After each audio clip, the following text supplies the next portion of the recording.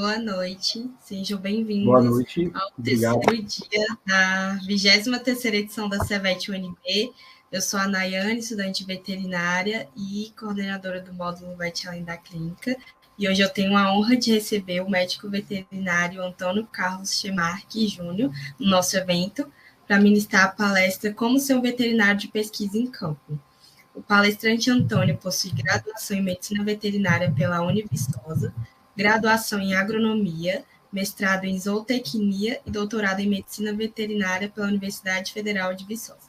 Trabalha como veterinário em projetos de conservação de grandes felinos realizado pelo SENAP, ICMBio e Procarnívoros. Atualmente trabalha como médico veterinário no Instituto Onças do Rio Negro e como pesquisador de pós-doutorado da UFMS na área de reprodução e conservação de material genético.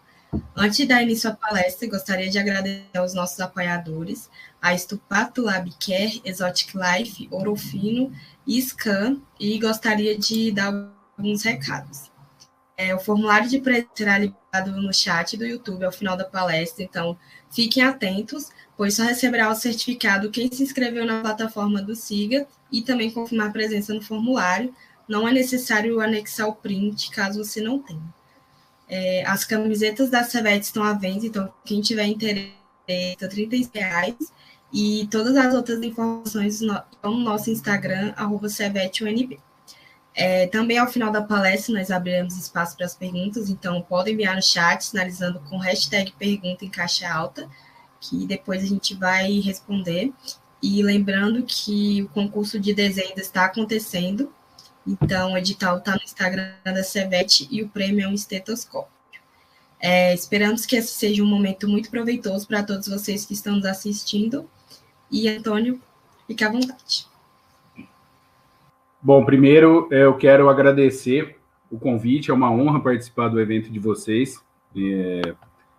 E agradecer muito a Nayane também por toda a atenção, né? Agradecer a Medicina Veterinária da UNB pelo convite. E, bom, vamos começar então. Gente, foi mal o cachorro. Pessoal, eu vou colocar aqui no modo de apresentação, e aí vocês só me dão um ok se deu certo. Apareceu para vocês? Como é que tá aí?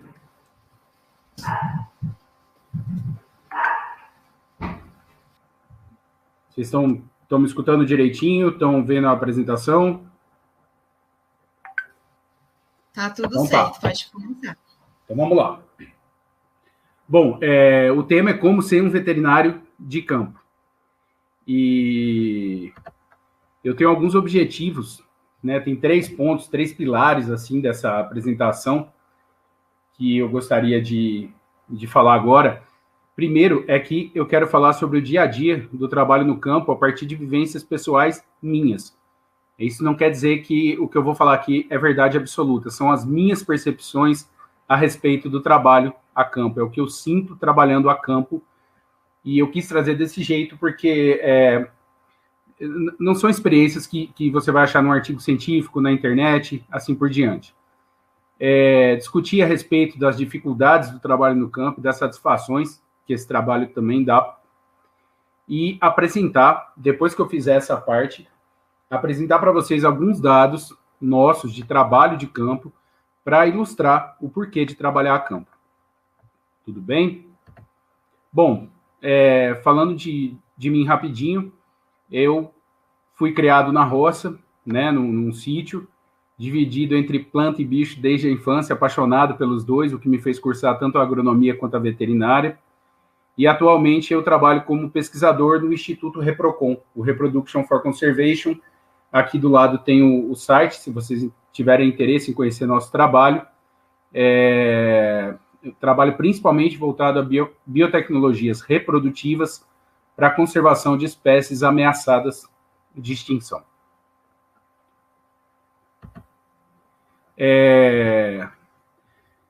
Essas vivências, né, o que eu vou falar para vocês agora, meu primeiro campo, a primeira vez que eu fui para campo foi em 2005, julho de 2005, foi uma data que marcou assim, muito para mim, foi um divisor de águas, e nesses quase 20 anos de lá para cá, eu nunca parei de trabalhar no campo.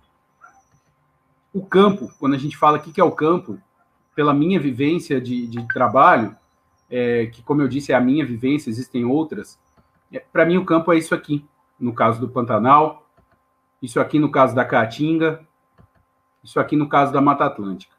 São os 3 principais biomas que eu trabalho, apesar de já ter trabalhado em outros. Então, pessoal, começa por aí.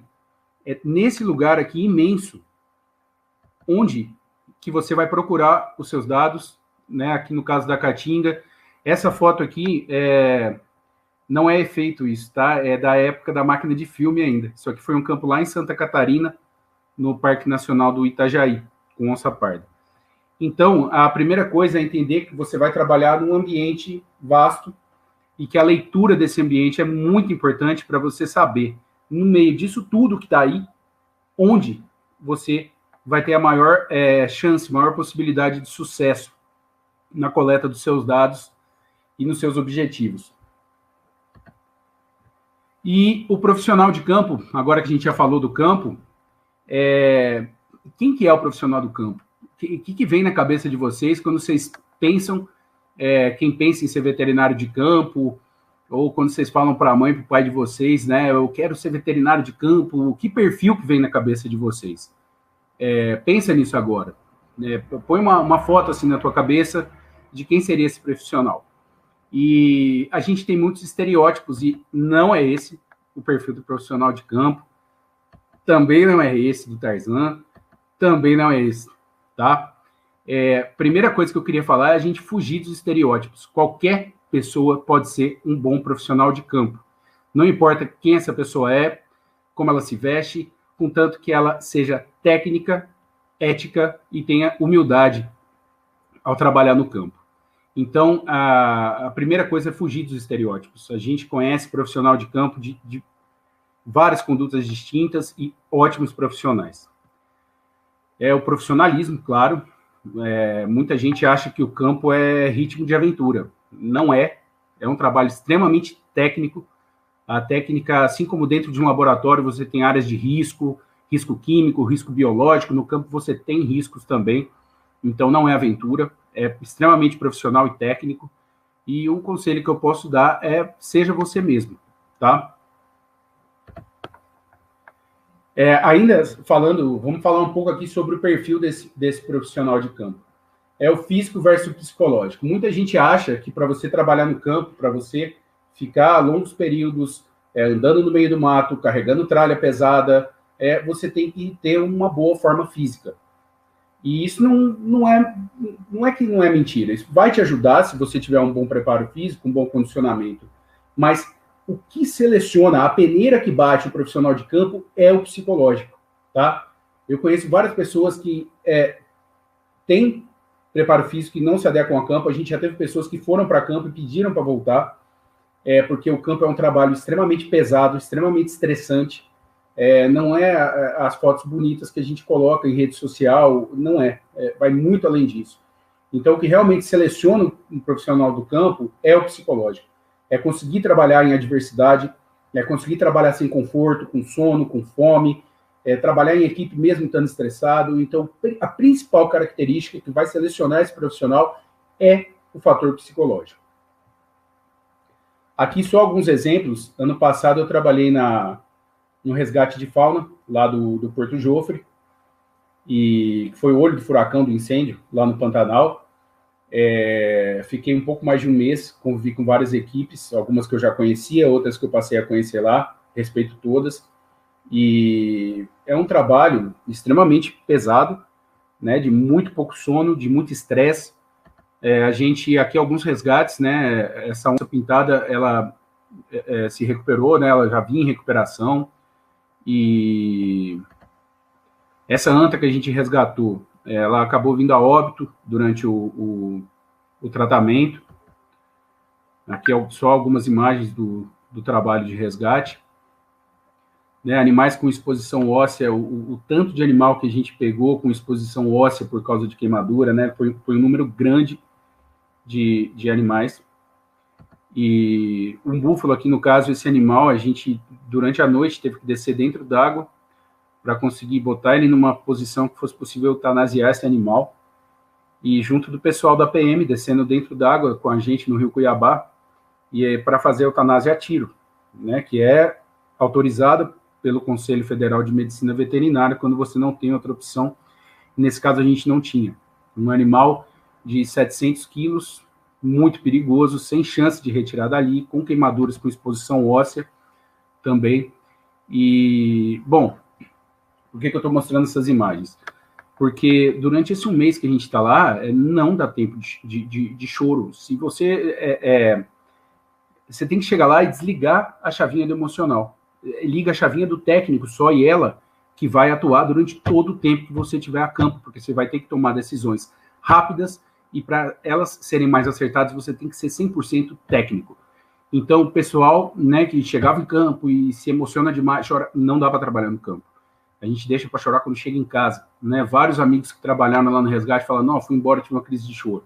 E eu vim embora, tive 3 dias de pesadelo com resgate, seguido. Não tinha sonhado uma vez sequer lá. Então, no campo, a gente tem que ter uma postura técnica. E, para isso, desligar a chavinha do emocional é muito importante. Questão do perfil conservador versus um perfil um pouco mais arrojado. Pessoal, no campo, a gente não controla a maioria das variáveis que estão ao nosso redor. Muitas vezes, o profissional opta por não arriscar, por causa das consequências do risco, né, de assumir esse risco. Só que ser conservador, na maioria das vezes, significa não evoluir. Os profissionais que mudaram as rotinas de campo, que fizeram elas serem mais efetivas, foram pessoas que ousaram, que arriscaram. Então, o que cabe a gente, como profissional de campo, é calcular risco, botar na balança se aquele risco é grande demais e não vale a pena corrê-lo, ou se esse risco não é tão grande, vale a pena correr esse risco por causa da evolução de um método, por exemplo, e assumir as consequências disso. Então, é um trabalho de bastante responsabilidade, porque a gente está lidando com vidas, né, de animais, e a gente está trabalhando baixo a legislação. A gente pode ser cobrado pela lei pelo que a gente está fazendo. Então, por isso, muito importante essa questão de pôr na balança o risco, né, e de assumir as consequências do seu trabalho. Outra é respeitar as próprias limitações. Não queira ser herói, não queira ser heroína. Tem uma frase de um Baiano e Novos Caetanos, uma banda lá dos anos 70, que a gente aqui deve conhecer, que fala que o herói é o cara que não teve tempo de correr. E eu concordo com eles.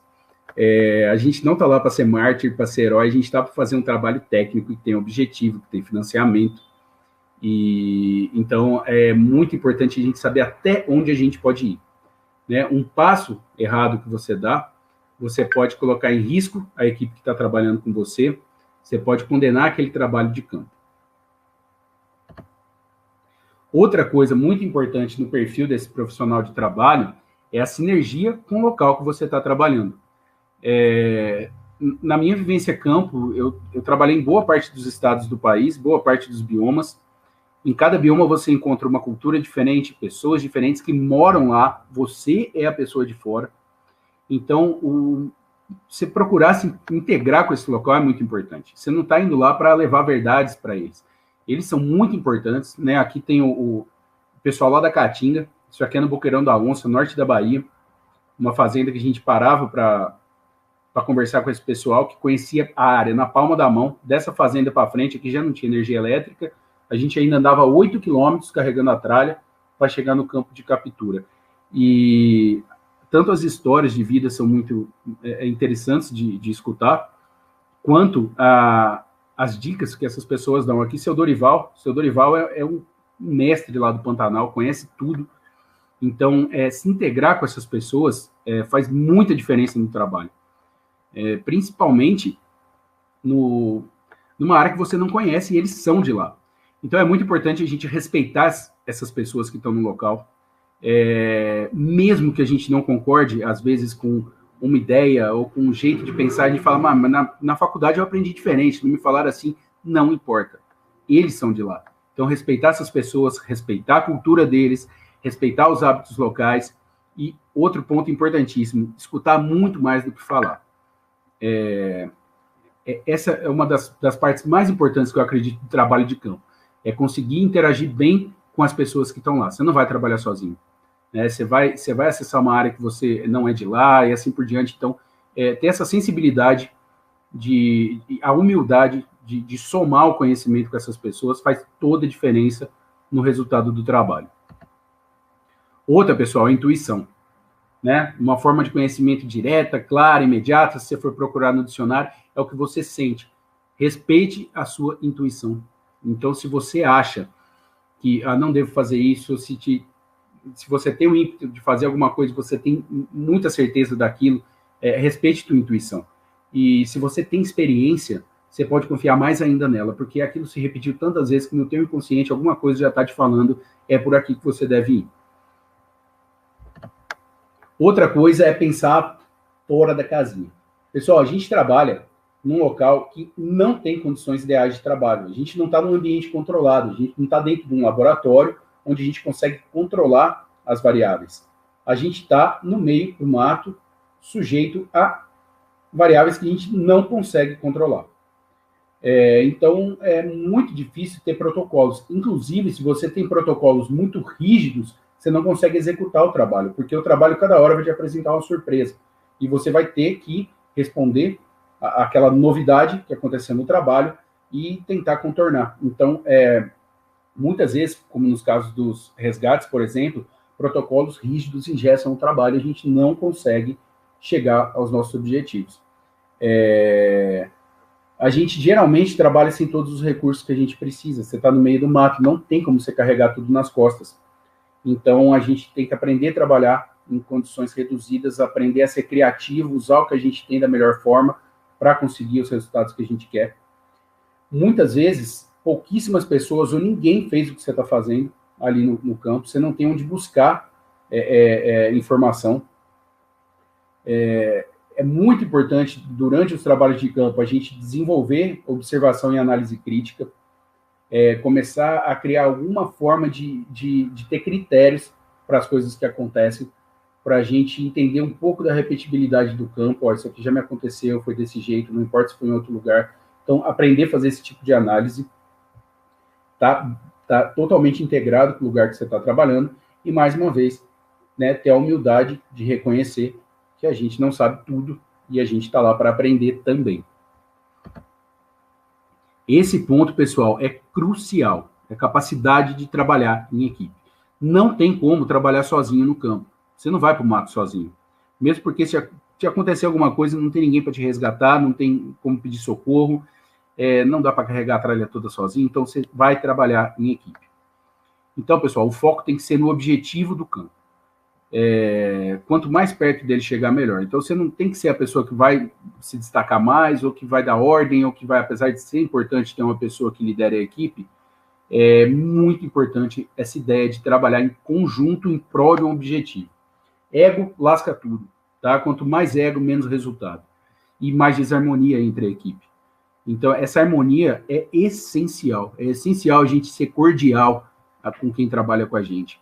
A gente entender que essa pessoa está sujeita a errar igual a gente está, que essa pessoa pode ter se cansado e não aguentou cumprir uma tarefa que a gente queria cumprir. Então, essa interação entre a equipe, né, é essencial para que o trabalho aconteça. É condição sine qua non, na minha opinião. Então, mais uma vez aqui, a humildade, que eu acho que é uma característica que é importantíssima no profissional de campo. Aqui, pessoal, só para contar uma história para vocês, 2019, a gente ficou durante 2 meses no Pantanal da Inhacolândia, capturando tamanduá. A equipe era basicamente esses 3 aqui, né? Eu, a Nath e o Jorge, e tinha uma outra pessoa, né, que às vezes ajudava nessas capturas. E durante as primeiras 3 semanas a gente não conseguiu capturar, e quando apareceu um animal, estava bem difícil de ver tamanduá no Pantanal nessa época, ao invés de eu olhar para o lado, conversar com essas pessoas pelo olho, ler o corpo deles, né, fazer essa leitura de equipe, eu fui correndo, porque eu falei, não, eu consigo pegar esse bicho. E eu perdi o animal. Isso baixou bastante o ânimo da equipe, porque a gente precisava muito fazer essas capturas, a gente tinha prazo para cumprir, e foi um erro, foi uma falha, né, ter não ter trabalhado em equipe resultou numa condição que foi ruim. Chegou de noite, a gente sentou, conversou, todo mundo é muito amigo, muito próximo, e acertou os passos. Acertou quem que ia correr, que hora que ia ser, quem que está mais perto, quem que não está, quem que vai fazer o quê. A partir desse dia, a gente virou um reloginho. Capturamos, durante 5 semanas, capturamos muitos animais, inclusive 2, né, de uma vez, por sentar e entender como a equipe tinha que trabalhar. Então, essa questão de saber trabalhar em equipe é essencial para o sucesso do trabalho. E, bom, tem estresse, mas a gente anda, né, que nem no caso dos tamanduás, por essas salinas lindas lá do Pantanal, isso recupera qualquer energia, recarrega qualquer bateria, e é uma das satisfações do trabalhar em campo, é esse contato com a natureza, essa proximidade com esses lugares lindos, e isso faz muita diferença no trabalho. Para quem gosta do campo, né, procurar bicho num lugar desse te dá todo o gás que você precisa para trabalhar, para dormir pouco se precisar e assim por diante. Outra questão é você ter capacidade de trabalhar em outro lugar. Botei entre aspas aqui porque todos somos médicos veterinários, né? Médicos veterinários, a maioria que eu acredito. E no meu caso, eu trabalho com silvestre. Nunca tinha feito uma castração de cavalo na minha vida. E a gente lá no meio do Pantanal, o pessoal procurou a gente e pediu para caçar uma tropa. Eles castram do jeito deles, né? Passar canivete, jogar sal e beijo na bunda e solta o bicho. Mas eles queriam que a gente fizesse. Então, foram 2 dias, fizemos uma lista de material, pedimos para vir de Aquidauana, tinha um aviãozinho vindo até, e um monomotor que levou o material, né, porque a gente não foi pensando nisso, e passamos um dia estudando e castramos uma tropa inteira, não tivemos nenhum problema, mas você está lá, e às vezes aparecem as demandas, e você tem que cumprir com demandas, muitas vezes, que não são da tua área. Então, é aquela questão de ser técnico, de procurar fazer da melhor forma possível, de ser humilde, né, de conversar com quem está te solicitando que você vai fazer o possível para fazer um bom trabalho.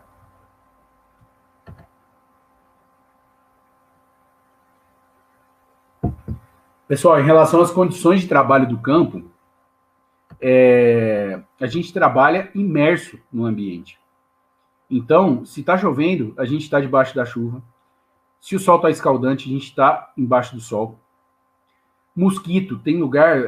a Caatinga é maravilhoso, não tem mosquito lá para encher o saco. No Pantanal, eles parecem um beija-flor. E tem muito, muito mosquito. Muitos campos, por exemplo, quando a gente vai trabalhar com onça parda, que é um animal muito cismado, a gente não usa repelente, não usa protetor solar, tudo isso para não deixar cheiro na armadilha, porque esse animal percebe cheiro diferente e refuga.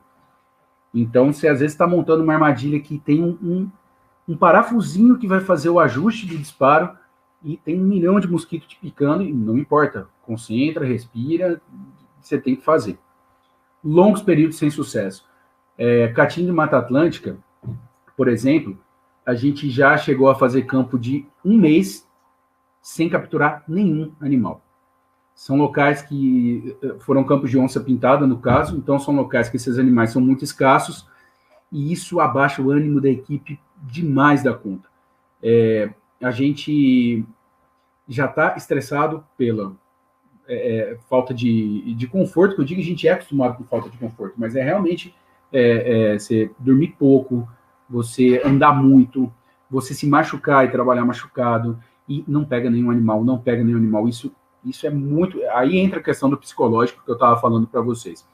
Você trabalha com fome, você sai para trabalhar, acontece alguma coisa, você não consegue voltar, e nessas horas tem gente que, quando está com fome, quando está com sono, se estressa. Então, nessas horas, a gente tem que se policiar. Pessoal, no campo, a gente acaba conhecendo uma pessoa, a gente mesmo, que a gente não conhecia. Porque você pode achar que, se eu estiver estressado, eu vou reagir de tal forma. Não, você só vai saber como você vai reagir na situação. Então, o campo mostra para você uma personalidade tua, uma parte tua que você não conhecia. Né? A alimentação, muitas vezes, não é que é restrita, mas a gente não consegue ter uma alimentação, a gente passa quase 1 mês comendo a mesma coisa todo dia. Né? É a questão de conforto, você não tem banheiro em muitos locais, e não tem um chuveiro, não tem nada disso. Aqui, só para exemplificar algumas dessas situações, isso aqui é anestesia, isso aqui é Mata Atlântica, zona fragmento de Mata Atlântica na zona da Mata de Minas Gerais. A gente capturou o animal, estava chovendo. Não tem como você apertar o botãozinho e delete a captura. A gente tem que tirar o animal da armadilha, então a gente tem que anestesiar. O pessoal que trabalha com anestesia sabe que chuva e anestesia não é uma combinação muito boa. Esse dia, tanto eu quanto o animal ficamos hipotérmicos. Acabou que no fim deu tudo certo, mas não é a situação ideal de trabalho. Não é uma situação que você tem as condições a seu favor para trabalhar. E você tem que ir com uma tremedeira danada na mão, acertar esse tiro, você tem que respirar, você tem que se concentrar e trabalhar o teu psicológico para conseguir cumprir o que você tem que cumprir. Por outro lado, isso era nesse mesmo lugar, era tipo equivalente à hora do cafezinho. Essa cachoeira ficava no meio do caminho das armadilhas, então a gente tirava tipo 10 minutos, 15, para dar um mergulho e sair com a bateria zero, cheia, para poder continuar o trabalho. Isso aqui, pessoal, foi uma soltura e monitoramento de lobo-guará, também em Minas Gerais. Soltou esse animal, reabilitou esse animal, depois de um atropelamento, soltou com colar de VHF. E a gente tinha que andar atrás dele. Colar de VHF, a gente tem que ir com a anteninha atrás para pegar o sinal. Nessa ocasião, a gente ficou cerca de 3 dias sem tomar banho, porque a gente tinha água para beber, a gente carregava as mochilas nas costas, mochilas em torno de 16 quilos. Andava muito atrás desse bicho. Quando ele parava, a gente acampava, descansava. E depois de 3, 4 dias que ele foi parar na beira dessa represa aqui, que para a gente foi uma maravilha. Agora, vamos tomar banho, né? Faz toda a diferença, até no teu ânimo para trabalhar. E adoramos esse lugar, só que até hoje foi o lugar que eu mais vi carrapato na minha vida. Isso aqui é a minha perna, né? Não foi só a minha que ficou assim. E aí, pessoal, você colocar uma bota em cima disso aqui, tá? Isso é um pedaço do corpo, né? O corpo inteiro fica assim. E uma coceira danada na parte que começa a formar ferida, porque você tá andando e a bota tá roçando, e não importa, você tem que andar, você tem que continuar. Então a foto é bonita, o lugar é bonito, mas por trás disso tem muita coisa que acontece, né? A gente pena bastante no trabalho do campo, apesar de a gente gostar disso. Pessoal, aqui na Caatinga, pra vocês terem ideia, isso aqui é no Boqueirão da Onça, no norte da Bahia. Um local muito, muito quente e com uma escassez de água muito grande. Então, isso aqui é a água para uma equipe de 4 pessoas durante um mês, que a gente ficou lá. E, pra vocês terem ideia, essa água é para beber e para cozinhar, porque o resto da água que a gente tem lá é salobra. A gente anda 8 quilômetros da fazenda até chegar nesse ponto aqui. Então, essa água, os jumentinhos vão carregando, porque não tem como a gente carregar, não passa carro, não tem como de carro. Terreno extremamente irregular, pedregoso. E a gente tem 1,5 litro a 2 litros de água por dia para tomar banho. É só o que tem. E comida, como eu falei para vocês, isso aqui é um bode que o pessoal matou para a gente, salgou a carne, e a gente leva essa carne, né? Isso aqui um jumentinho levou para a gente também, um jeguinho. Põe a redinha para não pousar mosquito, e um mês é a comida. É a janta, né? É o almoço, todo dia é a mesma comida. Então, tem a questão da restrição alimentar. Eu como super bem comida vegana, vegetariana e carnista. O campo, realmente, se você tiver restrição, dependendo do campo, isso complica, porque não tem como você comer só arroz durante um mês. E bode todo dia, né? Você gosta ou não, o que tem hoje? Tem bode assado, bode frito, bode no arroz. Detalhe, já teve vez de dar bicho na carne, a gente tem que tirar o bicho, porque não tinha outra proteína para comer. E numa outra ocasião, num campo que eu não participei, eles não viram que tinha bicho e cozinharam com arroz, e misturou tudo, e era o que tinha para comer. Então, nem sempre a gente, né, tem condições assim muito de conforto, de bons pratos para se alimentar durante o trabalho. Aqui, pessoal, quando a água acaba e a gente está andando, as pouquíssimas fontes de água, as cacimbas que eles falam, a água é dessa cor, a gente vai beber.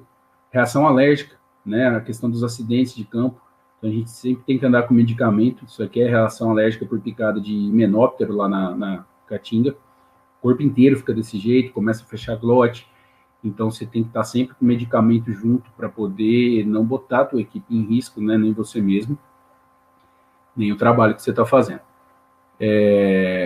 Essa barraca aqui, durante mais de 15 dias, né? Foi minha casa, num dos campos da Caatinga, isso aqui é no Piauí.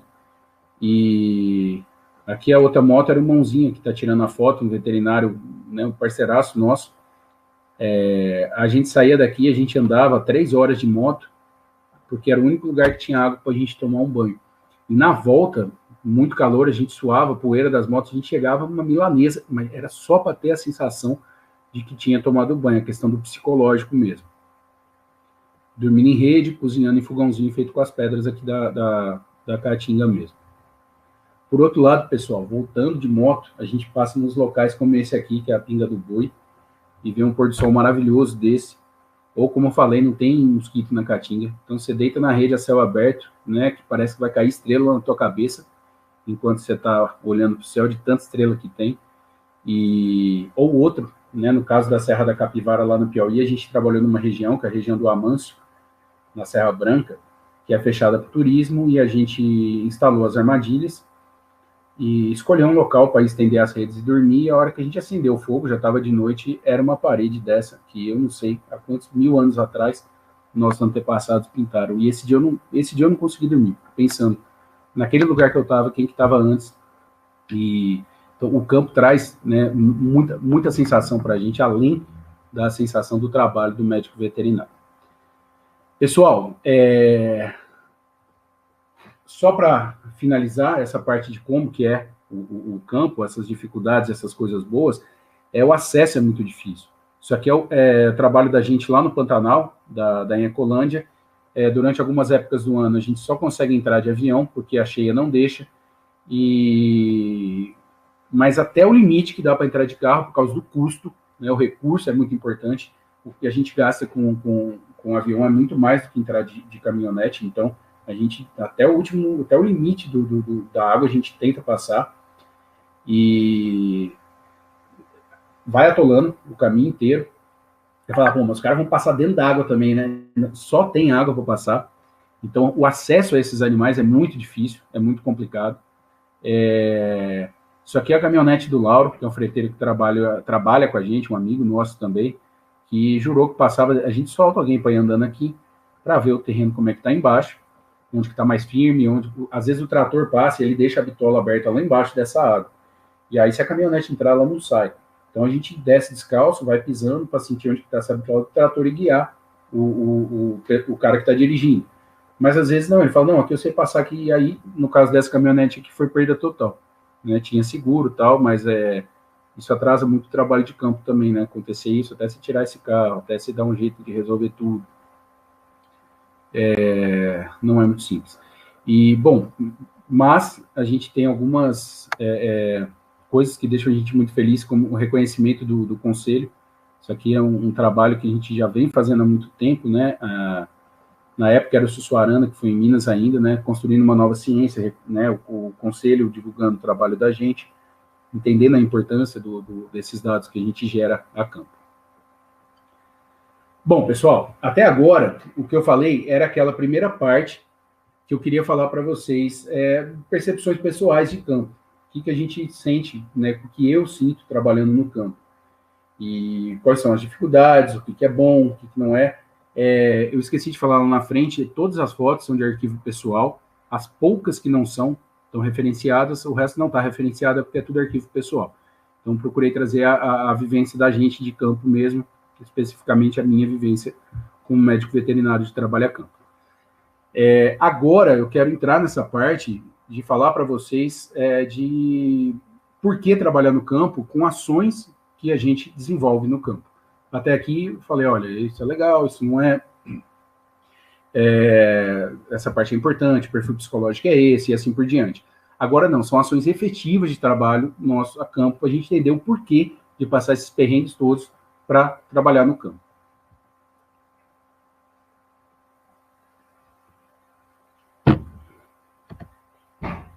Pessoal, nosso trabalho no Reprocon é com espécies ameaçadas, então a gente trabalha com algumas espécies, algumas não ameaçadas, porque elas são modelos experimentais, Então, no caso de canídeos ameaçados, o lobinho, né, o Cerdócion taurus, o cachorro do mato, a gente tem acesso fácil a esse animal no Pantanal. Então, a gente trabalha bastante com o lobinho, apesar dele não estar ameaçado, mas a gente refina nossas técnicas com esses animais, às vezes até com animais domésticos, né, com cão, com gato. Mas o carro-chefe do nosso trabalho é com onça pintada. Então, para não fazer... para não ficar muito vago, não falar de muitos animais, eu vou focar em alguns trabalhos que a gente faz com onça pintada para mostrar como acontece esse trabalho no campo. Na questão da onça pintada, a situação da onça pintada na Caatinga e na Mata Atlântica é extremamente preocupante. Aqui tem um mapa da distribuição das populações de onça pintada na Mata Atlântica, tá? E aqui na Caatinga. Eu queria que vocês observassem o seguinte, essas populações elas estão extremamente isoladas geograficamente. Se tudo continuar da forma que está, desmatamento, caça, assim por diante, a gente modificou muito a paisagem. Da Mata Atlântica a gente tem cerca de 7% do bioma, né, da cobertura original desse domínio. A gente colocou essas populações em uma distância imensa uma da outra. E outra, essas populações estão extremamente reduzidas. Você tem populações no Espírito Santo com 5 animais. Tem populações só de machos, você tem populações que estão espremidas e cruzando entre si, aumentando a endogamia, que é um dos grandes fatores que vai levar essas populações à extinção. Pessoal, o negócio é o seguinte, se ninguém pegar a genética de uma população daqui para trocar com uma população daqui, sozinhas essas onças não vão se encontrar. Então, o trabalho da gente é fazer essa ponte via biotecnologia reprodutiva. Então, a gente vai coletar sêmen desses animais, coletar ovócito para maturar in vitro, fazer FIV, fazer embrião in vitro, para conseguir fazer essa troca de genética que esses animais não têm mais condição. Vamos botar um corredor? Pessoal, primeiro, o custo é muito alto. Outra, você passar numa área toda aqui cheia de propriedade particular, falando, não, agora a onça vai passar aqui dentro, o cara tem gado, o cara tem... Não é fácil. Outra coisa, aqui na região do Espírito Santo, a população que está lá em Souretama, para onde você sair, tem cidade. Não tem como botar um corredor. Então, ou a gente vai assistir essas populações da Caatinga e da Mata Atlântica desaparecerem, ou a gente vai fazer alguma coisa, como médicos veterinários. E, no caso, esse é o trabalho que o Instituto Reprocon está fazendo, de coletar esse material genético para poder translocar esse material genético entre essas populações e oxigenar geneticamente essas populações endogâmicas, tá? Como é que a gente faz isso? A gente vai para campo, passar todos aqueles perrengues que eu falei agora há pouco, para capturar esses animais e ter acesso a esse material genético. As onças, a gente já testou outros tipos de armadilha, hoje a gente trabalha com armadilha de laço, é uma armadilha extremamente segura e eficiente, se bem utilizada. Então a gente tem, aqui onde eu estou passando o mouse, uma catapulta, é um braço, ele fecha em cima dele mesmo com uma mola, quando o animal pisa, ele abre bem rápido, né, e vai fazer o laço pegar o animal pela pata. Então, aqui, o laço onde eu estou passando, eu estou montando ele aqui ainda, estou passando uma cordinha aqui, não sei se vocês estão vendo, presta atenção, depois eu vou explicar para vocês por quê. Aqui a gente escolhendo onde montar. Pessoal, isso aqui, quando eu falo questão da interação com as pessoas do lugar, eles sabem onde os bichos estão passando. A gente chega lá, a gente tem leitura de campo. A gente olha para um lugar e fala, não, aqui passa, aqui não passa. Tem um monte de indícios que te levam a pensar. Eles sabem. Eles vivem lá. Teve agora em junho, em Corumbá, a gente foi fazer uma captura de onça pintada para colocação de um rádio colar. E aí um dos mateiros virou para a gente e falou, ali pega. E por mais que a gente tenha leitura de campo, a gente não gostou do lugar nem um pouco. Mas a gente falou, não, peraí, vamos escutar o Robertão, porque ele mora aqui, ele é daqui, né? O cara é piloteiro de barco lá. E armamos um monte de laço, um monte de lugar que a gente achou sensacional para pegar onça, alguns que a gente já tinha capturado antes até, e a única onça que a gente pegou foi nesse lugar que o Robertão falou pra gente.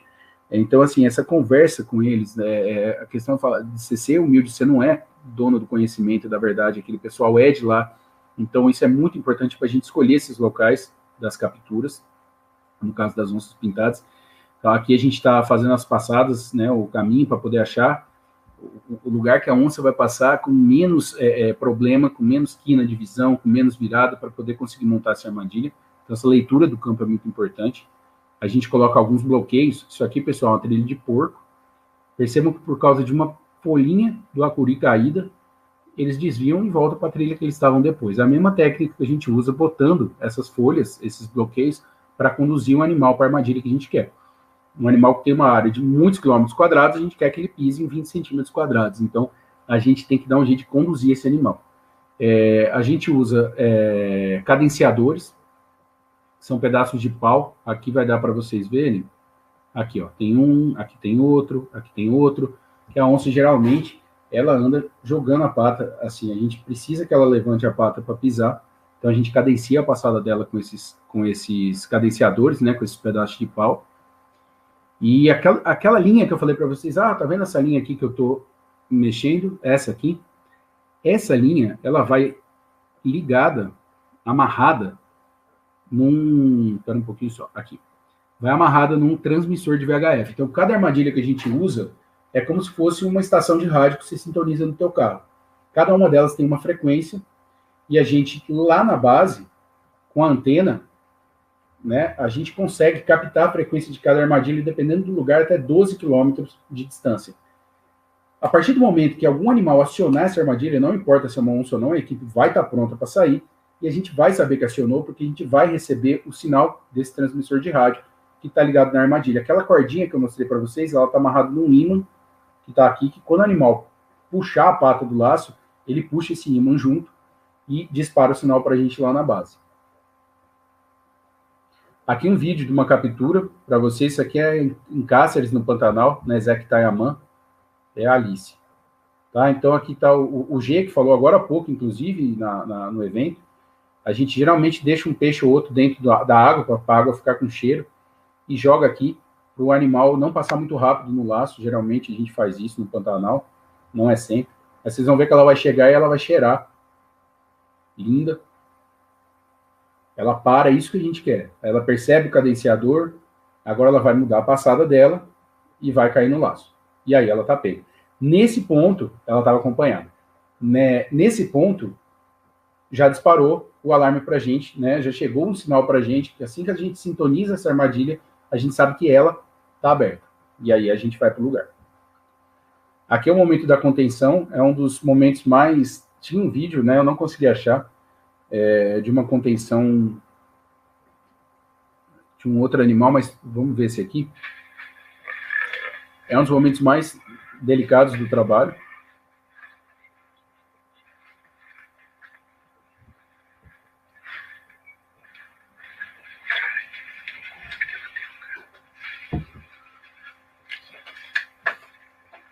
Até a gente achar uma posição segura para dar o tiro de anestésico.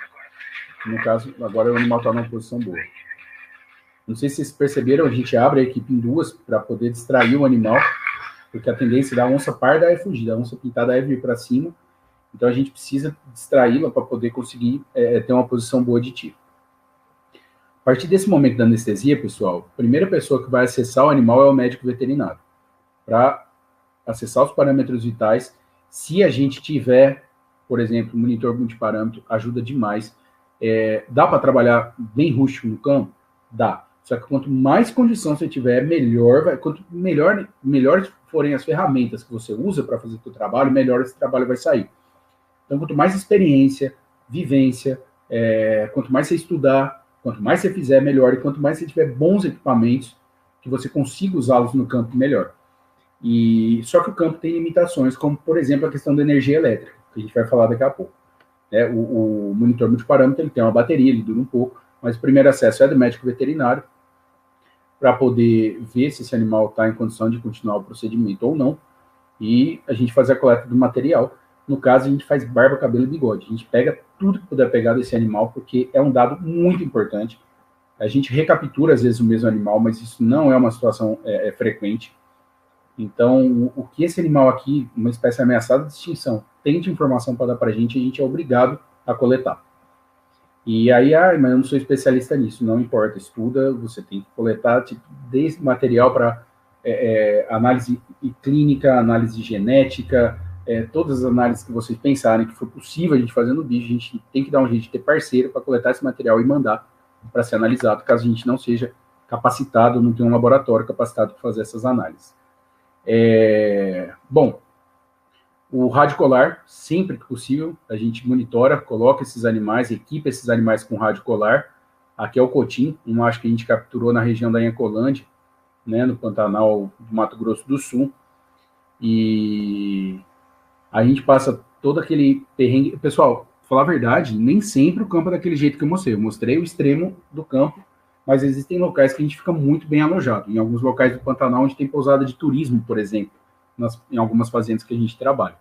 Então, mas você tem que estar pronto para as situações extremas de campo, se você é um profissional de campo.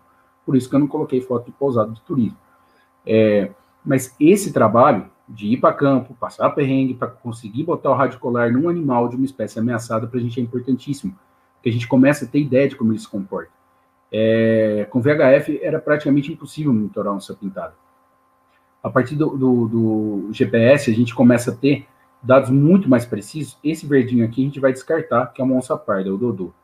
Mas aqui a gente tem em amarelo o susto, a gente tem em azul o sossego, 2 machos, e em rosa, né, roxo, aqui, não sei, a Carol. Percebam que a Carol sobrepõe a área dos machos. Se vocês forem pegar a literatura mais antiga, não estou trazendo grande novidade, mas só para exemplificar a importância, falava que esses animais não sobrepõem território em hipótese alguma, e a gente começa a ver que sim, as fêmeas, pelo menos nessa região, sobrepõem os territórios, os machos chegam na borda do território um do outro. A gente começa a entender a dinâmica, pelo menos daquela população que a gente está trabalhando. Esses pontos aqui, eu não vou falar do zigue-zague de todas essas onças aqui, mas essa linha aqui é o Rio Negro. Mostra para a gente a importância do rio para esses animais dessa região. Então a gente começa a entender parâmetros reprodutivos também. Aqui esse videozinho, pessoal, a Bárbara é uma fêmea de onça pintada, tudo onça pintada, tá? Em rosa, o Ajó azul e o cotim em vermelho. A Bárbara, ela tinha acabado de copular com o Ajó. Aqui são 2 dias de dado do colar. O colar manda um dado por hora. Então são 2 dias, está bem acelerado aqui, vocês podem ver pelo tempo. E a gente começa a perceber comportamentos reprodutivos e ainda não tinham sido relatados. Por exemplo, a fêmea, ela opta muitas vezes sim por cruzar com mais de um macho. Isso dá variabilidade genética, isso é importante. Então aqui ela estava com o Ajó, o cotim está bem longe, então cada barrinha dessa aqui, cada pedacinho desse são 3 km. Ela estava esturrando, com certeza, para chamar o macho, né? E aí vocês vão ver que o cotim, ele dá um tiro aqui, tá? Agora eles vão virar um pontinho só, eles passam uma madrugada inteira e uma manhã juntos aqui, copulando, com certeza, né? Eles não iam se encontrar, pronto, estão juntos. Então, o acesso a esses animais, todas aquelas dificuldades para chegar até dentro do Pantanal. O Pantanal, pessoal, é muito importante para a gente, porque ele é uma escola. Ainda existe uma população relativamente saudável de onça pintada no Pantanal. Então, a gente consegue aprender muita coisa no Pantanal que a gente não conseguiria aprender, não é que não conseguiria, não sei se daria tempo de aprender na Caatinga e na Mata Atlântica, que as populações são tão reduzidas. Como eu falei para vocês, a gente faz campo de um mês e às vezes não pega nenhum animal. Então, o Pantanal permite a gente acertar a mão para quando a gente chegar num animal da Caatinga ou da Mata Atlântica, que são populações extremamente ameaçadas, a gente não pode se dar o luxo de errar. Então, o Pantanal é uma escola muito, muito grande, muito importante para a gente. Pessoal, outra coisa que é muito importante em relação ao radiocolar é o seguinte, agora, em junho desse ano, em Corumbá, um dos animais que a gente monitora começou a mandar um sinal, o colar manda um sinal de mortalidade. É um animal muito tempo parado no mesmo lugar. A gente navegou com GPS até esse local e acabou me encontrando essa cena aqui. Esse aqui é o Sandro, que é um animal que a gente monitorava. Não sei se vocês estão olhando aqui, em volta da carcaça do cadáver, tem o radiocolar, que é esse aqui, que foi o que fez a gente chegar aqui.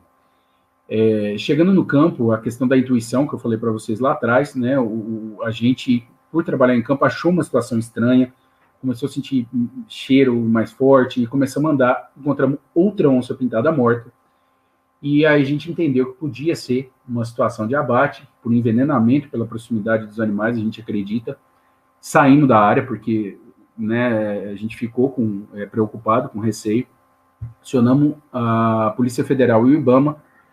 Nesse ponto, que nesses 2 dias que foi o intervalo da gente achar esses animais e acionar a Polícia Federal e o IBAMA, a gente pegou os pontos de rádio colar, aqui onde dá mais pontos junto, pessoal, aqui não tem uma imagem boa, mas o que acontece é o seguinte, a gente chama de cluster, são locais que o animal se alimenta, então ele fica mais tempo naquele lugar, vai dando ponto pertinho do outro, forma um amontoado de ponto, ele sai e anda para outro lugar, volta para aquele ponto comer carcaça que ele deixou, e aí a gente pegou os 2 últimos clusters do Sandro, que é esse animal aqui que estava com rádio colar, e foi checar. O último, antes dele morrer, foi um local que estava bastante batido, provavelmente ele cambaleou lá por causa do veneno já. E o cluster antes desse, a gente encontrou uma carcaça bovina envenenada, cheia de urubu morto em volta, cachorro do mato morto, gavião carcará, verdadeira carnificina. Isso veio à tona, né? O arrendatário dessa fazenda foi indiciado, está respondendo, está pagando multa. Então, um crime que era invisível, naquela imensidão do Pantanal, daquela foto lá do começo, mostrei para vocês, o campo, o que é isso? É esse lugarzinho que você tem que ir lá no meio. Um crime que era invisível, a gente conseguiu, via tecnologia, via ciência, dar visibilidade. E cada onça que a gente tem com colar lá, a gente sabe que está protegendo um pouco mais essas populações. Como é que eu estou de tempo? Beleza. Pessoal, outra, só para vocês terem ideia de como funciona a questão do desenvolvimento do trabalho em campo, a gente coleta sêmen desses felinos de vida livre há mais de 10 anos. E se vocês forem checar na literatura, a eletroejaculação era o método para coletar sêmen desses animais. Só que a gente tinha muito problema, porque o eletroejaculador, ele estimula glândulas acessórias, ele estimula outras terminações nervosas, e a gente acabava tendo contaminação por urina, que matava o sêmen. Beleza. O que a gente vai fazer para resolver isso? Lavar a bexiga com soro primeiro. Então a gente lavava, como nessa foto, retirava toda a urina. Às vezes tinha contaminação por sangue. Um sêmen extremamente diluído, porque estimulava muitas glândulas acessórias, então se tinha muito fluido seminal para pouco espermatozoide, e tinha que centrifugar esse sêmen, que já não vinha com uma qualidade boa. Então a gente batalhava muito para conseguir ter esse material genético conservado, pensando em trocar material entre essas populações que, agora há pouco, eu mostrei para vocês que estão isoladas geograficamente. E como que a gente ia fazer isso com sêmen de péssima qualidade? Só que o caminho é começar. Não tem como você começar um trabalho que não foi feito ainda da melhor forma possível, já com os melhores resultados. Então, a gente trabalha com o que tem da melhor forma possível, né? Dando o melhor de si, usando da melhor forma que a gente tem. Então, durante um bom tempo, a gente penou muito, porque... para vocês terem ideia, isso aqui é a tralha que a gente usava para poder fazer eletroejaculação em animais. Isso aqui é o Rio Paraguai, lá em Cáceres. E aqui a galera tá olhando, provavelmente, falando como é que nós vamos colocar isso tudo em 3 barcos. E tinha até um gerador movido a combustível, porque isso aqui, que a Tiara está fazendo as análises de sêmen, é um microscópio de luz, ele tem que estar ligado em energia elétrica. O eletroejaculador precisa de energia elétrica. A placa aquecedora precisa de energia elétrica. Então, a gente tinha uma tralha imensa, há 10 anos atrás, um pouco mais de 10 anos, para coletar um material de não tão boa qualidade, mas era o que a gente conseguia fazer até ali. Durante esse tempo, a gente veio se questionando onde estavam os gargalos, onde estavam os problemas, para tentar solucioná-los. Hoje, isso aqui é o nosso laboratório de campo. Tá? Depois de 10 anos consertando. Aí, quando eu falo, daqui 30 anos, pode ser que não tenha mais onça na Mata Atlântica, na Caatinga, se tudo continuar igual, e a gente demorar 10 anos para conseguir viabilizar uma técnica de qualidade de coleta de sêmen, pessoal, é um intervalo longo de tempo. Então, assim, a gente tem que agir rápido. Por isso, a importância do trabalho no campo. Aqui, para vocês terem ideia, a gente tem o microscópio substituído pelo iSperm, que é um software que vai no iPad, que a bateria dura o campo inteiro, praticamente, porque a gente só liga para analisar o sêmen. Placa aquecedora, banho-maria seco, geladeira, tudo com autonomia de pelo menos 2 dias de bateria. Então, a gente, na base, né, na fazenda, onde a gente estiver, a gente deixa isso carregando. Ou também fugiu o nome agora, alguma bateria extra que a gente possa levar para poder dar carga nesses equipamentos. E a gente, né, essa tralha toda aqui, né, virou esse pouquinho de coisa, que hoje é tranquilo da gente carregar a campo. Pra vocês terem ideia, a gente, para resfriar o sêmen, fazer a curva de resfriamento antes de congelar no botijão de nitrogênio, a gente precisava de uma geladeirinha. Não tinha energia elétrica, na Caatinga não tem, em vários locais do Pantanal não tem. Então, a primeira desenvolvida foi essa aqui, tá? Que não deu muito certo. E dessa aqui passou para essa aqui, que quase deu certo, para agora passar para essa, que é a geladeira que está atendendo a gente. É uma parceria que a gente fez com a TED, né, que fabrica equipamentos veterinários, e fomos conversando, né, principalmente o G falou, a gente precisa disso, isso aqui está dando problema, e eles foram acertando equipamento, e de 10 anos atrás para cá, a gente saiu daquela condição de um gerador a combustível fazendo barulho grande e caro, né, para uma geladeirinha dessa com autonomia de bateria. Outra coisa, aquela coleta por eletroejaculação foi substituída pela farmacológica. Há uns 5 anos atrás, 6 anos atrás, a tese de doutorado do G, que é um membro do Reprocon também, ele estava lendo alguns artigos que o pessoal na Itália estava fazendo coleta de sêmen, né, a colheita de sêmen, usando a medetomidina. E a gente começou a testar com onça e deu super certo.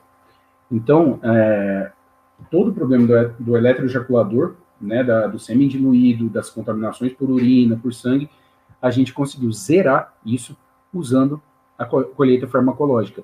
Então, a gente faz no próprio dardo, que a gente vai anestesiar o animal, daquele vídeo que eu mostrei para vocês, no momento do tiro, já está indo, o eletroejaculador está indo ali dentro do dardo, né? A medetomidina, ela é um alfa-2, ela vai causar relaxamento deferente, contração de outros locais, que vai fazer esse sêmen vir para a uretra, de forma que por capilaridade, com uma sonda Tomcat, né, uma sonda uretral, sem janela lateral, a gente consiga coletar esse sêmen. E outra coisa também, a gente usava gema de ovo no meio. Só que gema de ovo, dependendo do lugar, como a Caatinga, um lugar muito quente, Pantanal, estraga. A gente perdeu o primeiro sêmen, né, de macho coletado na Caatinga por causa da gema de ovo. E hoje a gente usa um diluidor, né, aqui só tem o que interessa para a gente da gema do ovo. Então, pra vocês perceberem que aos poucos, né, o dia a dia do trabalho do campo faz a gente entender os problemas e acertando. Só que não é um caminho curto. Aqui, a coleta farmacológica, a gente vai fazer a exposição da glande, fazer a limpeza, hidratar com soro e vai passar a sonda na uretra. Aqui eu vou mostrar o vídeo para vocês. Vou só adiantar um pouquinho. Então aqui a gente está sondando a uretra, isso aqui é na Mata Atlântica, interior de São Paulo, Parque Intervales, se eu não me engano, se não me falha a memória.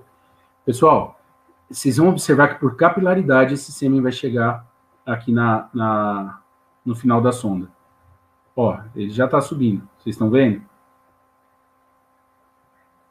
Para quem tem um pouco de experiência de análise de sêmen, olha a coloração, a concentração altíssima de espermatozoide.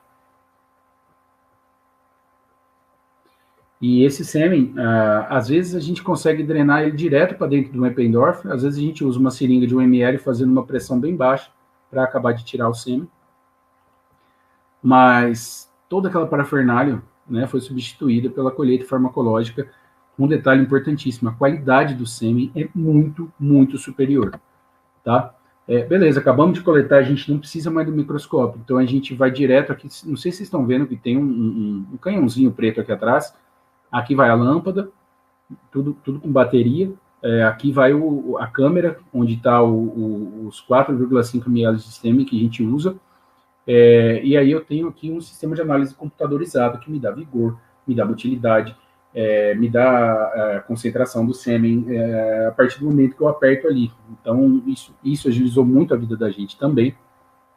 Isso aqui é no meio do Pantanal, na beira do Rio Negro, longe da energia elétrica, com um laboratório montado para a gente poder fazer essas análises de sêmen. Esse aqui é o primeiro macho capturado na Caatinga, que a nossa equipe participou, da primeira captura na Caatinga, né, executou a captura, que foi... aconteceu via Senap, do ICMBio, e esse aqui é o Lampião, primeiro macho que a gente conseguiu coletar sêmen da Caatinga. Isso é uma vitória imensa para animais que a gente sabe que estão ameaçados pela endogamia, né, por proximidade genética, a gente conseguir começar a entender essa genética. Todos os nossos dados vai para o pessoal lá do Rio Grande do Sul, o Eduardo Ezeric, que faz as análises para a gente começar a entender qual genética é importante para oxigenar qual genética. Não é também sorteio, pegamos um sêmen aqui e vamos levar para lá. Não, tem análise desse material. E aqui, pessoal, os dados que a gente tinha antes, eu não vou me delongar, porque está dando meu tempo já, estou quase acabando. Com a eletroejaculação, a gente tinha um volume muito grande de sêmen, como eu falei, tinha que centrifugar. E hoje, aqui são os dados, né, nossos de colheita farmacológica, A gente tem um volume muito reduzido em relação a gente tinha aqui entre 8 e 4 ml de sêmen, e agora a gente tem 292 microlitros, ou seja, 0,3 ml. Contudo, a gente tinha uma concentração de 8 milhões, né, por ml, no caso dos animais de cativeiro, e 35 milhões por ml nos animais de vida livre. E hoje a gente chega a 2 bilhões, 3 bilhões de espermatozoides por ml, uma concentração muito alta. A gente só tem que diluir esse sêmen para poder fazer o congelamento, não precisa mais centrifugar, um sêmen com vigor e motilidade mais altos.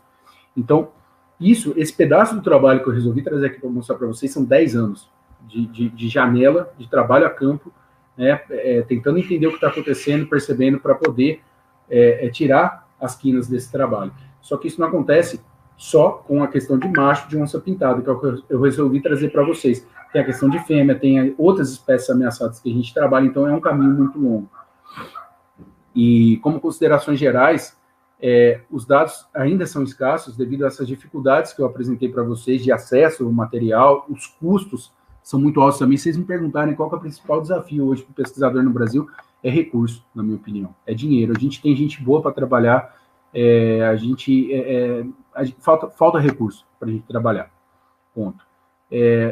Muitas das vezes a gente tem um N baixo, né, um número amostral de animais baixos, por isso a importância de revistas especializadas, porque quando você vai publicar numa revista de reprodução, por exemplo, a gente enviou um trabalho com coleta de sêmen de 6 onças pardas, e o revisor falou, é muito pouco. Gente, como assim é muito pouco? Né? É muito pouco para quem trabalha, a revista não era de silvestre, né, era uma revista de reprodução. É muito pouco para quem trabalha com bovino, para quem trabalha com equino, para quem trabalha com ovino, mas para silvestre é muito significativo. Dependendo do local, se for Mata Atlântica, o Caatinga, um animal significa muito.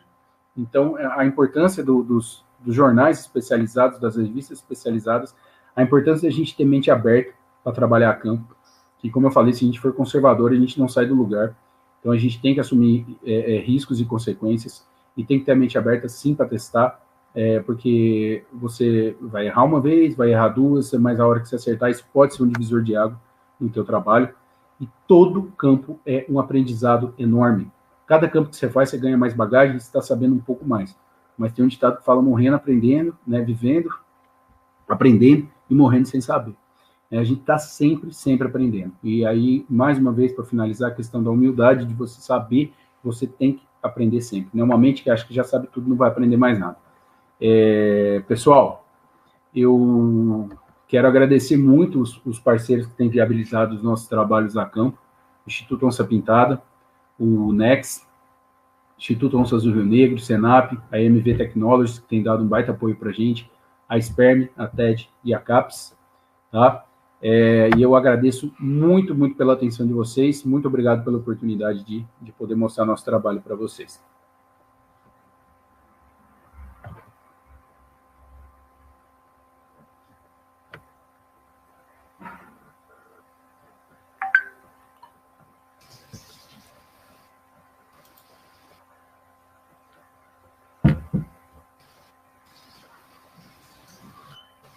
Pessoal, só rapidinho,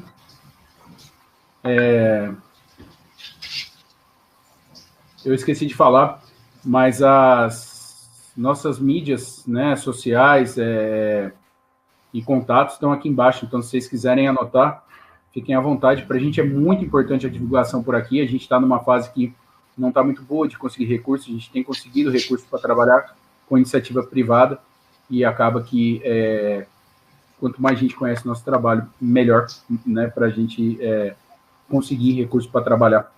E aí eu deixo, então, aqui tanto o Instagram do Reprocon, quanto o meu pessoal, Facebook do Reprocon e meu e-mail, tá? Então, eu estou à disposição para conversar por qualquer lugar desses aqui, é só chamar. Tudo bem? Muito obrigado.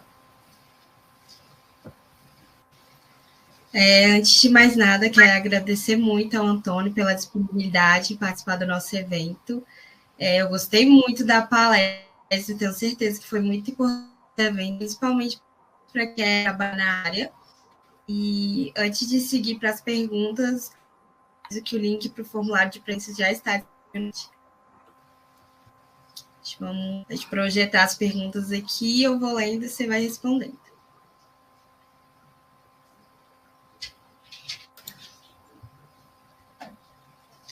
A Fernanda perguntou, qual a maior dificuldade que você já enfrentou em campo?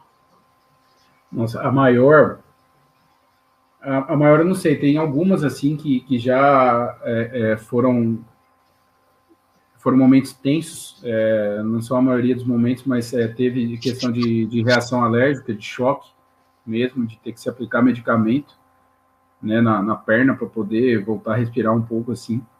E também um animal que escapou e veio em cima da gente, um só, né, de vários, são quase 100 capturados hoje pelo Reprocon, um só, mas foi um momento bastante tenso, porque a gente errou a leitura de corpo, eu e o companheiro, né, que estava trabalhando, e a gente, aquelas duas frentes que eu falei para vocês, a gente acabou fazendo uma só, ele veio e teve uma falha no equipamento e o animal acabou vindo para cima da gente solto. E aí eu acredito que tenham sido os dois momentos mais tensos que eu olhei assim e falei, nossa, será que é hoje que vai acabar, né? Tanto dessa questão do choque alérgico quanto essa questão desse animal que escapou. A Amanda perguntou, essa área de trabalho existe no exterior? Você já trabalhou fora do Brasil? Existe sim, e depende muito do lugar, porque existem trabalhos na Europa, só que a fauna da Europa já é um pouco restrita, né, dependendo do local. Eu trabalhei fora do Brasil, na verdade, eu fiz treinamento na Virgínia, nos Estados Unidos, no Smithsonian, que é um dos maiores institutos do mundo, né, de conservação. Mas a minha experiência lá foi um treinamento, eu fiquei um tempo com eles para aprender mais a parte de laboratório mesmo, de algumas técnicas reprodutivas, para justamente tentar sanar problemas que a gente estava tendo aqui no Brasil com sêmen de onça pintada. E foi muito válido. E aí a questão de você ir para um lugar que tem tudo, que é meu sonho, né? Eu não quero sair do Brasil porque os animais que eu quero trabalhar estão aqui. Mas se entrar num laboratório que não te falta nada, que você tem os melhores recursos, isso faz toda a diferença no teu trabalho.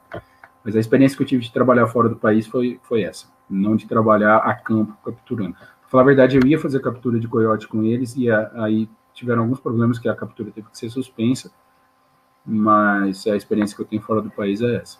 E agora estou indo para a Colômbia para dar um curso lá de captura e tentar capturar um sapardo para eles, em Biopar, na Colômbia.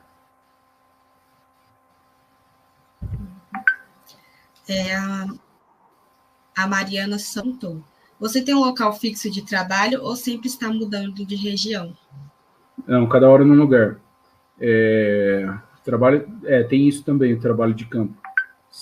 Eu tenho um ponto fixo, onde eu moro, mas cada hora a gente viaja para um canto. Não sabe, às vezes, que nem amanhã eu estou indo para Cuiabá, vou voltar lá para Porto Jofre, por causa da seca lá do Pantanal, né? O negócio não está muito bom lá. A minha passagem é de ida, né? Não tenho a passagem de volta comprada ainda. E da mesma forma que nem eu falei, trabalhei no Piauí, Santa Catarina, Bahia, cada hora num lugar. Eu gosto muito disso, eu acho bom. Mas tem seus percalços, tem seus problemas também, né? Você não sabe quando você vai estar em casa, quanto tempo você vai ficar, tem esse lado também. Uhum. Deixa eu ver a próxima. Daiane Esteves. É muito recompensa muito, né? Pode ter certeza. Vale a pena, cada perrengue passado vale a pena, te garanto. A Camila perguntou, como é o trabalho em campo para as mulheres? Existem muitas veterinárias que atuam ou é uma área majoritariamente masculina? Camila, ótima pergunta, ótima. Tem muita veterinária chegando. E não sei se lá no começo, né, quando eu coloquei aquele xizinho no perfil, que apareceu o Crocodilo Dandy, eu não coloquei nenhuma mulher lá no CICIB, porque as mulheres, eu acho que, pela vivência de campo, tem muito mais noção, né, do trabalho, chegam muito mais centradas, que nem eu falei, não é ritmo de aventura, o trabalho é técnico, extremamente técnico, tem espaço, sim, bastante para mulher. É importante que na área de silvestre, eu acho que é uma área que as mulheres têm bastante interesse, têm ido bastante para campo. Eu sempre trabalho com mulher no campo. Então, sim, tem. Depende de você gostar ou não como pessoa, independente de gênero, né? Mas, sim, tem espaço sobrando. É uma área para mulher, para homem, para transgênero, para quem quiser, para todo mundo. A Sandy perguntou, quais são os passos para iniciar nessa carreira? Então, o estágio em tudo, em tudo. Se você gosta realmente de Silvestre, você vai procurar estágios na área de Silvestre, mas enquanto isso, se não aparecer, vai trabalhar com outras coisas, porque isso vai fazer diferença lá na frente. Como eu falei, as técnicas que a gente usa de reprodução assistida não foram desenvolvidas para onça pintada. A parte de fêmea que eu aprendi a trabalhar com ovócito foi trabalhando com bovino, que todo dia chega no matadouro um monte de ovário, e a gente tem um monte de ovócito que eu posso errar à vontade. Vou desnudar o ovócito, e fiz errado, pego outro ovário. Com onça eu não posso me dar esse luxo. Então, foca no Silvestre se você gosta, mas não fecha o olho, porque as tecnologias elas estão muito mais desenvolvidas por causa do N, por causa do tamanho do número de animais que você vai trabalhar mesmo, com outras espécies, principalmente as espécies de produção.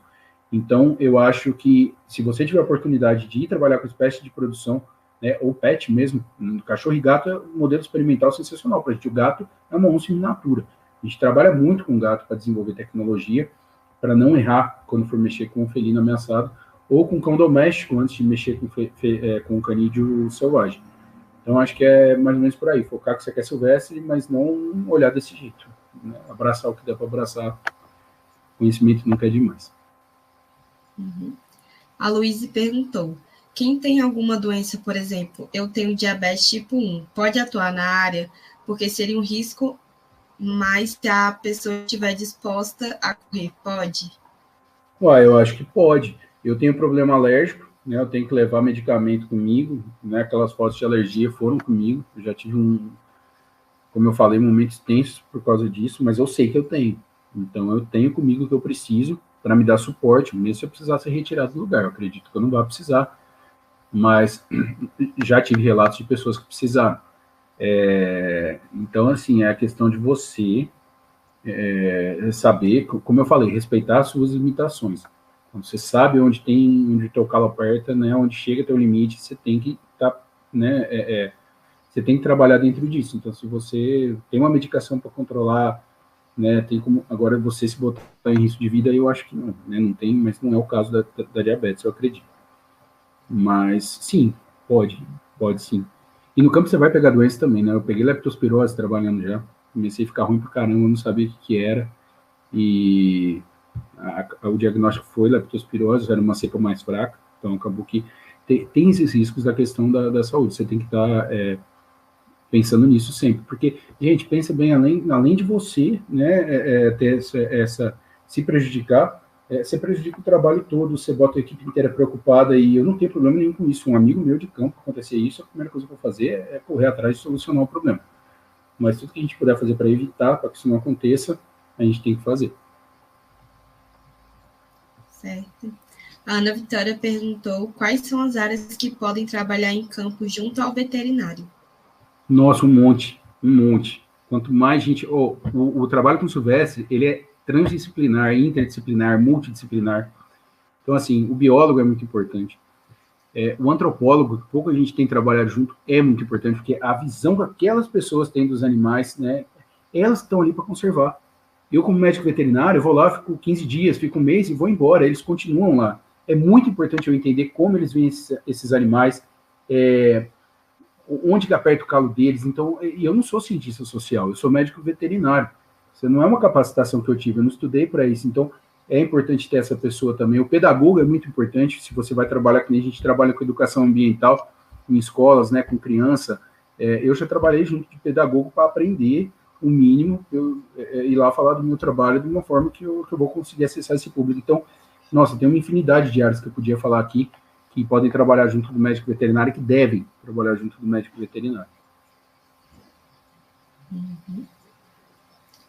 A Sandy perguntou sobre as armadilhas. O ideal é colocá-las em lugar mais aberto ou pode ser feito em local um pouco fechado da mata? Outros animais podem ser pegos na armadilha? Vou começar de trás para frente. Pode. A armadilha de onça a gente já pegou anta, boi, porco, queixada. Então, sim, pode. A gente ajusta a sensibilidade dessa armadilha para que ela não feche em patas menores, o disparo fique mais lento ou mais rápido, mas sim, pode acontecer a gente que nem eu falei, o sinalzinho lá quer dizer que a armadilha desarmou, não quer dizer que é onça. Então, assim, a equipe vai se deslocar, assim, pode ser outro animal. Em relação ao local, ele pode ser fechado, mas aí tem algumas características que são importantes.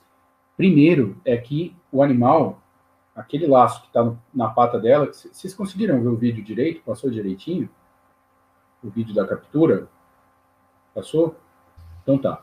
Aquele laço que pega ela pela pata, ele está ancorado no chão. Então você tem um raio que aquele animal vai brigar. É uma área que você não pode entrar, porque é a área que ela está lá. E essa área não pode ter nada. Que esse animal se enrosque, vire, possa quebrar uma pata, ter uma luxação. Então, pode ser debaixo de mata? Pode, mas tem que ser limpo o suficiente nesse raio para que o animal não consiga, por exemplo, pegar uma árvore, puxar, né, fazer força, ou subir numa árvore para ficar preso numa forquilha por causa do laço segurar o animal. Então, ela tem que ser... Ela pode ser sob mata, mas tem que ter essa parte limpa para o animal brigar, né? Não pode estar perto de barranco, de cerca, de rio. Tem que ter, geralmente, uma árvore alta, que é onde a gente lança o transmissor de VHF. Quanto mais alto ele tiver, mais longe o sinal vai chegar. E aí tá, área aberta. Pode, mas aí geralmente a gente fecha a armadilha de dia, na questão de laço para onça pintada, por causa do calor e do sol em cima do bicho. Então a gente procura trabalhar em áreas que tenham sombreamento, para o animal ter não correr risco de... Não é nem questão do conforto, mas a questão do momento da anestesia, esse animal pode ter hipertermia. Então, assim, a gente procura trabalhar de forma a evitar isso também. Uhum. A Fernanda perguntou, como é feita a fertilização das onças fêmeas? Nós estamos descobrindo ainda, Fernanda. Na verdade, a gente faz um protocolo hormonal com ECG e HCG para superovular essas fêmeas, para garantir que vai ter bastante ovócito no momento da inseminação artificial. Pega esse sêmen que a gente coleta desses animais, de acordo com a genética que for importante para a gente, e faz a inseminação por laparoscopia, para não ir pela vagina, por causa de questão de contaminação, entre outros. E a questão da laparoscopia, a gente precisa dar um ponto ou pingar um pinguinho de cola cirúrgica, leia-se Super Bonder, né, funcionaria, porque é um cortinho mínimo mesmo, e aí com o laparoscópio a gente acessa o corno uterino, onde a gente quer depositar o sêmen, né, ou nos dois.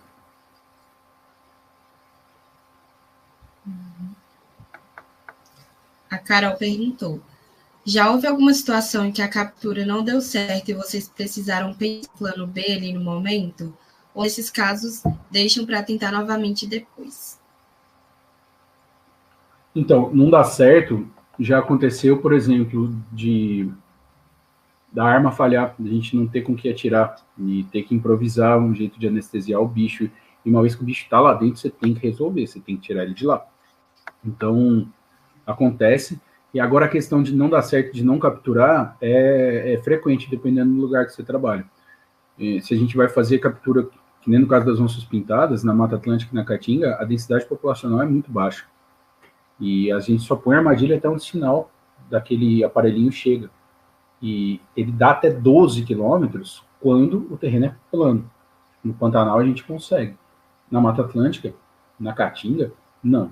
Então acaba que a gente restringe a área de armadilha numa área que já tem pouco bicho. E é muito comum a gente ir para campo e não capturar nesses locais. Só passar o perrengue mesmo. A Renata perguntou, o senhor já sofreu algum acidente durante as pesquisas? Não. Acidente mesmo, não. Já me machuquei, né? Todo mundo, assim, já se machuca no campo. Faz parte. Mas acidente, não. Mas tem amigo que já.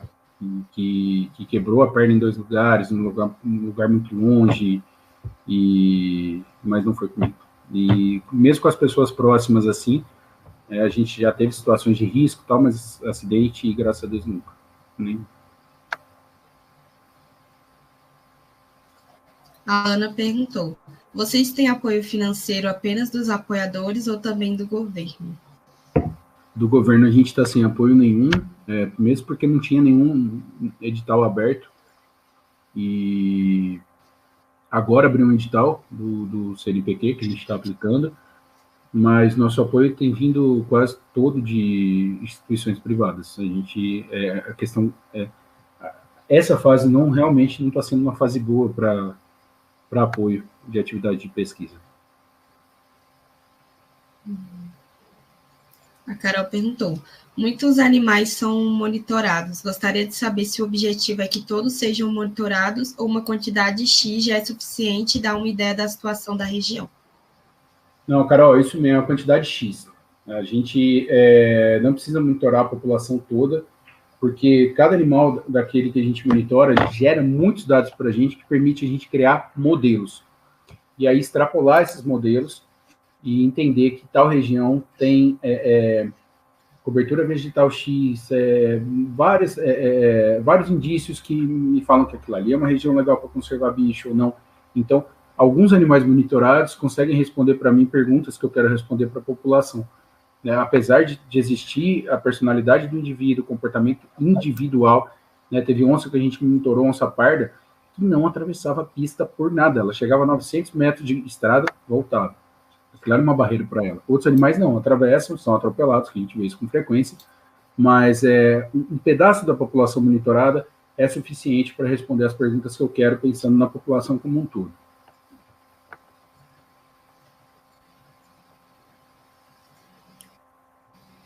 Tem mais alguma?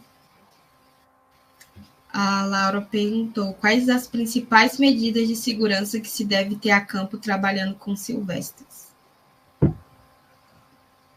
Então, fora a questão que a gente já falou de medicamentos, né, primeiros socorros, uma estratégia de saída, se você precisar, no caso de um acidente mais grave, eu acho que o principal é você ir para campo pensando no que a gente conversou agora na palestra, que não é ritmo de aventura. Lá não é uma aventura, lá é um trabalho técnico profissional. Então, você tem que cercar isso antes de ir para lá. Você trabalha a campo, você sabe as suas limitações, o local que você está trabalhando, distância dos locais, confiar no equipamento que você está trabalhando, testar o equipamento que você está trabalhando, porque ele vai te dar segurança, e não é só segurança para você e para o animal que você está acessando. Então, a questão, eu acho que assim, é técnica. Sempre focar na técnica. Você vai para campo pensando no que pode dar errado, porque, como eu falei, você não controla as variáveis do campo, você está imerso ali no ambiente, mas o equipamento que você trabalha, você tem que confiar em você tem que ter bom senso, né, para saber o teu limite, não querer ser herói, que nem eu falei, e assim por diante.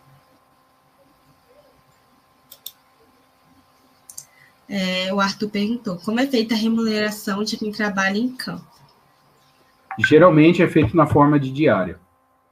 A gente, ou a instituição que está te contratando combina uma diária contigo e te paga essas diárias, tá? Ou, se não, você... Não, de qualquer forma, a maioria das vezes é diária. Quando a gente trabalha em instituto, dependendo do instituto, você pode ter uma remuneração fixa. Mas quando a gente vai para campo, a gente recebe diária. Aí a diária vai depender, por exemplo, se o projeto é do Reprocon, a gente conseguiu o recurso e vai para campo, eu vou receber a diária via Reprocon. Se é o Instituto Onças do Rio Negro que está me contratando para ir lá fazer uma captura, eu vou combinar a diária com eles, eles vão me pagar a diária de campo, e geralmente, até hoje, eu nunca arquei com custo de deslocamento. Nenhum. Né? Passagem aérea, alimentação, passagem terrestre, tudo geralmente é por conta de quem te contrata. E aí você recebe as diárias de trabalho à parte.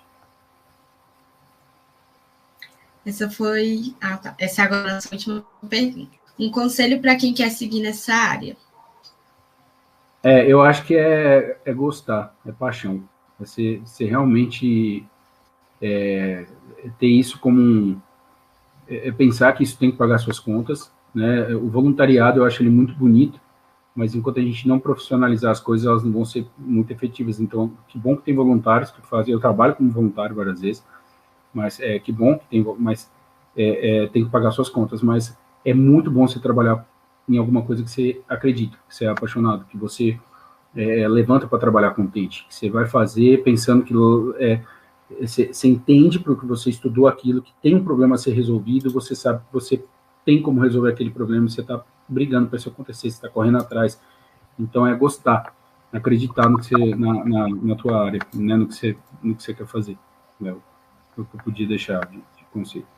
Estudar para o resto da vida. Muito. Novamente, muito obrigada pela palestra, foi muito enriquecedora para a gente. E aos nossos ouvintes, agradecemos a participação e a presença, e até a próxima. Bom, quero agradecer a todos, né, que participaram, que me escutaram, que perguntaram. Mais uma vez a organização do evento da UNB, mais uma vez a você, Nayane, por toda a tua atenção, esse tempo. E é isso, pessoal. Qualquer coisa, entre em contato nos endereços que eu deixei lá para vocês. Um grande abraço para todo mundo aí.